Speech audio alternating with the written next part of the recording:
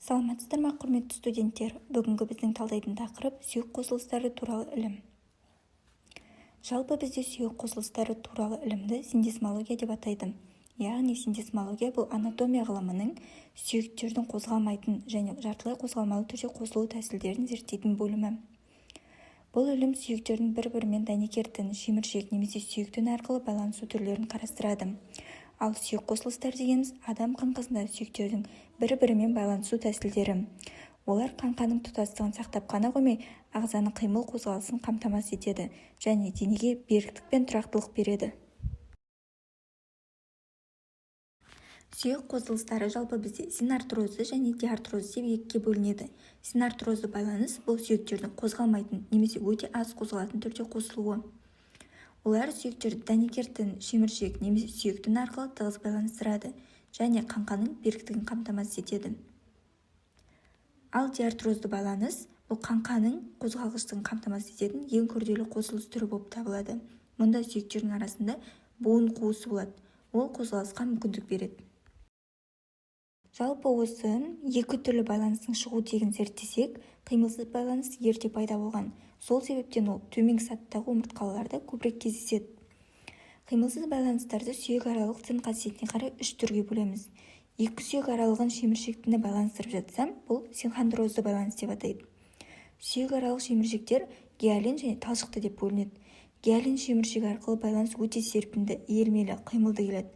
Ал талшықты шеміршек арқылы сүйектер неғұрлым берік қосылады. Сол себептен сүйек аралығында қимыл мүлдем болмайды. Бұл байланыстарды омыртқа аралықтарында, ми сауытының сүйек аралықтарында, бірінші қабырға мен төс аралығында кездестіреміз. Екі сүйек аралығын дәнекер тіні байланыстырып жатса, оны синдесмозды байланыс деп атайды. Бұларға білек және сирақ сүйектерінің аралығында сүйек аралық жарғақтары, жамбастың қосығар тесігін жауып тұрған жарғақ, денедегі сіңір байламдары, бас сүйектерінің жігаралық дәнекер талшықтары жатады. Осы айтылған байланыстар арасында қимыл өте аз, жоқ деуге де болады. Келесі бізде сүйектердің сүйек-тіні арқылы байланысуын немесе сүйектену процесін синастозды байланыс деп атаймыз. Бұл жағдай жас балаға қарағанда ересек адамдарда көбірек кездеседі. Себебі осы жас балада көбірек кездесетін шеміршек тіні жас ұлғайған сайын сүйектене бастайды. Мысалы, осы 16 жасқа дейінгі арасы шеміршек тінімен байланысқан 3 бөліктен тұратын жамбас сүйегі бара-бара бірігіп сүйектеніп кетеді. Сол себепті осы үлкендерде көбірек кездеседі. Сондай сүйектену процесіне шүйде мен сына сүйектері, бірінші қабырға мен төс аралықтары жатады. Бізде енді келесі осы диартрозды байланысқан адам денесіндегі буынды қосылыстар жатады. Олар осы цилиндрлі буын, эллипс тәрізді буын, шығыршықты буын, ер тәрізді буын, шар тәрізді буын және тегіс буын. Енді осылардың әрқайсына тоқталып өтеміз. Бізде мұнда шынтақ пен кәрі жілік арасында цилиндрлі буын болады. Ол бір білікті айналмалы қозғалыс жасайтын буын түрі. Оның қозғалыс бағыты өзі бір ғана айналу білігі бойымен болады, яғни осьтік айналу. Оның бірігу беттері туралы айтатын болсақ, бірі цилиндр пішінді болады, ал екіншісі соған сәйкес ойыс пішінді болып келеді. Оның қозғалыс түрі осы айналу болып келеді, яғни пронация және супинация. Келесі бізде эллипс тәрізді буын. Бұл осы тоқпан жілік пен жауырынның арасында болады. Ол екі білікті, екі осьті қозғалыс жасайтын синовиалды буын болып табылады. Ол адам қаңқасында жиі кездесетін және қозғалғыштығы орташа буындардың бірі. Жалпы оның құрылысы туралы айта кететін болсақ, оның бірігу беттері болады. Яғни бір сүйектің буындық беті эллипс пішінді дөңес болса, екінші сүйектің буындық беті сол эллипске сәйкес ойыс болып келеді. Сонымен қатар мұнда буын капсуласы мен буын байламдары осы буынның беріктігін қамтамасыз етіп тұрады. Енді қозғалыс түрлері туралы айтатын болсақ, бірінші бізде сагитальды жазықтықта иілу және жазылу қозғалыстары болады. Екінші фронтальды жазықтықта әкету және әкелу қозғалыстары болады. Сонымен қатар құрама қозғалыс, яғни шеңбер бойымен айналу. Және төртіншісі бізде шектеулі түрде айналу қозғалысы болуы мүмкін, бірақ бұл еркін емес. Келесі бізде саусақ сүйектері арасында болатын шығыршықты буын. Бұл бір білікті, топса сияқты қозғалыс жасайтын нағыз синовиалды буын болып табылады. Ол адам қаңқасында кең таралған және негізгі қызметі иілу мен жазылу қозғалыстарын қамтамасыз ету. Оның құрылыстық ерекшеліктеріне тоқталсақ, буынның бір беті шығыршық пішінді дөңес сүйек болса, қарсы беті оған дәл сәйкес келетін ойыс тәрізді сүйек болып келеді. Оның буын беттері бір-біріне тығыз сәйкес. Сол үшін бұл қозғалыстың тек бір бағытты жүруіне мүмкіндік береді. Буын қапшығы сүйек беттерін қоршап, буынның тұрақтылығын қамтамасыз етеді.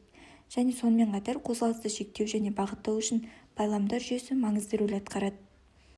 Сонымен қатар енді қозғалыс түрлері туралы айтатын болсақ, шығыршықты буында қозғалыс бір ғана фронтальды ось бойымен жүреді. Яғни біріншісі бұл иілу, бұл сүйек бұрышының кішіреюі, ал екіншісі жазылу, бұл сүйек бұрышының ұлғаюы болып табылады. Бұл қозғалыстары есіктің топсасы сияқты бір жазықтықта ғана орындалады.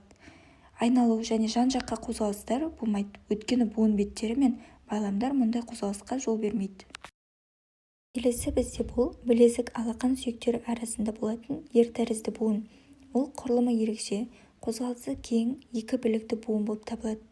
Ол адамның бас бармағының икемділігін қамтамасыз етеді және ұстау, қимыл жасау қабілетінде маңызды рөл атқарады.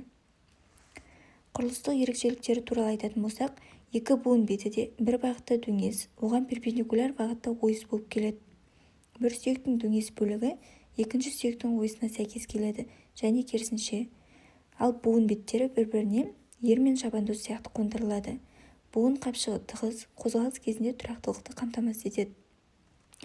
Келесі қозғалыс түрлері туралы айтатын болсақ, ер тәрізді буында қозғалыс екі өзара перпендикуляр ось бойымен жүреді. Біріншісі фронтальды ось бойымен иілу және жазылу қозғалыстары. Екіншісі сагиттальды ось бойымен әкету және әкелу қозғалыстары. Сонымен қатар бұл қозғалыстардың үйлесу арқылы шеңбер бойымен қозғалыс, яғни циркумдукция жүзеге асады. Сонымен бірге айналу қозғалысы мұнда еркін болмайды, бірақ кейбір жағдайларда шектеулі түрде орын алуы мүмкін. Бізде әрбір буын бетінен, оны жауып жатқан буын шеміршегінен және буын қапшығынан түзілген. Бізде мына жерді буын беті деп атаймыз және оның жауып жатқан буын шеміршегі. Осы екеуінің арасындағы жалпы қуысты буын қуысы деп атаймыз. Ал мына құрылымды бізде буын қапшығы деп атаймыз. Жалпы осы буын құрылымдарының әрқайсына тоқталып өтетін болсақ, буын беті де осы екі сүйектің бір-біріне қараған беттескен жерін айтамыз. Буындасушы сүйектердің беттері бір-біріне сай келеді. Бірі ойыс болып келсе, екіншісі соған сай дөңес болып бітеді. Мысалы, осы ортан жіліктің шар басына жамбастың ұршық ойысы сай келсе, тоқпан жілік басына жауырынның буын ойысы сай келеді. Сүйектердің осы буын беттері шеміршекпен жабылады. Оны гиалин шеміршегі дейді. Ол өте тегіс, ашық көгілдір келеді. Бұл сүйектердің бір-біріне қажалмай, еркін қимылдап тұруына себеп болады. Буын қуысы деп екі сүйек аралығында саңылау қуысты айтамыз. Бұл қуыс буын қапшығымен айнала тұйықталып жатады. Буын беттерін ылғалдап тұратын буын сұйықтығы ол арқылы өтетін қимыл әрекеттерді оңайлатады, әрі сүйек аралық үйкеліс болмауын қамтамасыз етеді. Буын қуысындағы қысым атмосфералық қысымнан төмен болғандықтан беттескен сүйектер бір-біріне жабысып, буын беттерінің таймауына себеп болады. Буын қапшығы байланыс жасап жатқан сүйектердің буын жиектеріне бекиді. Ол сыртқы фиброзды, ішкі синовиалды деп аталатын екі қабаттан тұрады. Сыртқы қабат талшықты дәнекер тінінен түзілген. Бұл қабатты буын қапшығы сырт жағынан жауып, сүйек қапшығына тірейді. Өте берік қорғаныш қызметін атқарады. Буын қапшығының осы екі қабаты қан тамырларына бай болып келеді, әрі синовиалды түкшелер түседі. Бұл түкшелер буын сұйықтығын бөліп, сүйектердің буын беттерін ылғалдап отырады. Кейін буындарда қабаттар буын ішіне қарай қатпарлар, бір бүйіріне қарай қалталар жасайды. Бұл құрылыстар ет сіңірлерінің жерінде де жатып, сүйекті үйкеліс жағдайдан қорғайды.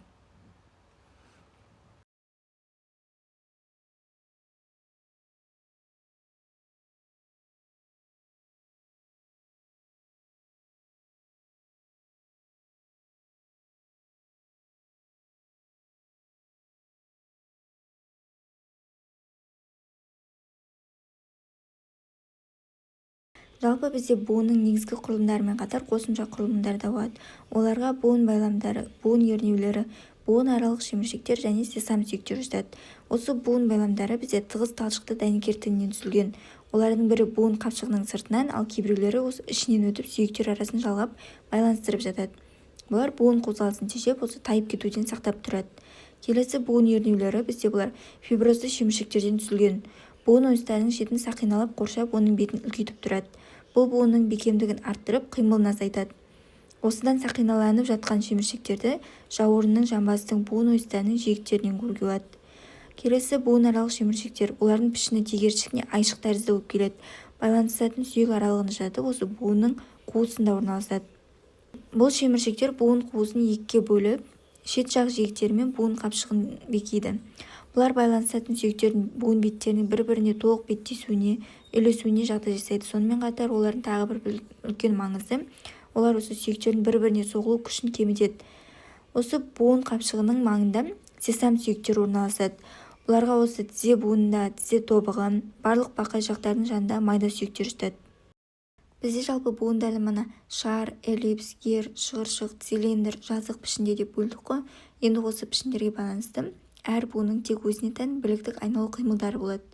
Осыған орай біз оларды бір білікті, қос білікті және көп білікті буындар деп бөлеміз. Бір білікті буындарға бізде цилиндр және шығыршық пішінді буындар жатады. Цилиндр тәрізді буындардың буындасушы беттері бір-бірін цилиндр тәрізді айнала қоршап жатады. Айналу білігі сүйектен ұзына бойы төмен қарай түсіп, сүйекті ішке қарай, яғни бұны біз пронацио деп айтамыз, және сыртқа қарай бұл супинацио, яғни айналдырып қимылға келтіреді. Оған шынтақ жілік пен шыбық сүйектің арасындағы буын жатқызуға болады. Ал шығыршықты буын цилиндр тәрізді болады. Одан айырмашылығы буындасушы сүйектердің біреуінің буын беті ойыс жылғақ болып келсе, екіншісінің буын беті соған сәйкес қырлы дөңес болып келеді. Айналу білігі буын бетіне көлденең өтеді. Осы білік бойымен жазу және бүгу қозғалыстары ғана өтеді. Келесі бізде екіншісі қос білікті буындар. Жалпы бұған сопақша және ер тәрізді буындар жатады. Сопақша буынның буындасушы беттері сопақ кесіндіге ұқсас болып келеді. Буынның бір беті сопақша, ұзынынан жарған жұмыртқа тәрізді дөңес келсе, екінші беті соған сәйкес ойыс болады. Қозғалысы өзара көлбеу, екі білік арасында жүреді. Біліктің біреуі үйек, екіншісі маңдай алды бағытта өтеді. Осыған орай маңдай алдық білік бойымен бүгу жазу, ал үйек білік бойымен әкелу әкету қозғалыстары өтеді.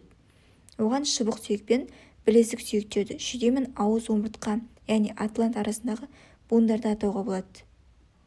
Ал ер тәрізді буындар атына байланысты екі сүйек беттері бір-біріне айқасып беттесе батқан ер секілді келеді. Мұндай буындардың қозғалыс қимылы өзара көлбеу екі біліктен айнала өтеді. Олар білезік сүйектеріндегі үлкен бұрышты сүйек пен бірінші алақан сүйегінің арасындағы буын болады. Бұл буындарда бүгу, жазу, әкелу, әкету қозғалыстары болады. Келесі бізде үшінші көп білікті буындар. Бұларға бізде шар тәрізді, жаңғақ тәрізді және жазық буындар жатады. Олардың ең қозғалышы осы шар тәрізді буын болып табылады. Оның буындасушы сүйек беттерінің бір жағы шар тәрізді дөңес болса, екінші жағы соған сәйкес болып келеді. Шар тәрізді буында қозғалыс өзара көлбеу жатқан үш білік арқылы, яғни бүгу, жазу, әкелу, әкету, ішке, сыртқа бұрау болып өтеді. Сонымен қатар бұл буында айналмалы қозғалыс жасауға да мүмкіндік бар. Мысалы, қолды иық буыны арқылы білік бойымен шексіз айналдыруға болады. Шар тәрізді буынның бір түрін жаңғақ тәрізді буын деп атайды. Мұның шар тәрізді буыннан айырмашылығы буын ойысы тереңірек болып келеді. Бұл жағдай буын қимылын тежеп, буынды тұрақты етеді. Оған мысалға осы жамбастың ұршық буынын алуға болады. Сонымен қатар осы жазық буында сүйектердің бір-бірімен буындасар беттері тегіс жазық келеді. Олардың қимылы өте баяу, аз жылжиды. Сондықтан олар баяу қимылды буындар деп аталған. Жалпы қорыта келе, буындар сүйектерді өзара байланыстырып, қимыл жасауға мүмкіндік беретін тірек қимыл жүйесінің маңызды бөлігі болып табылады. Жалпы оның маңыздылығы туралы айтатын болсақ, ол осы дене қалпының сақталуына көмектеседі, дене бөліктерінің орын ауыстыруына қатысады. Сонымен қатар дененің кеңістікте локомация мүшесі болып табылады. Сол себепті осы буындар адам организмі үшін маңызды рөл атқарады. Осымен біздің сүйек қосылыстары туралы тақырыбымыз аяқталды. Назарларыңызға рахмет.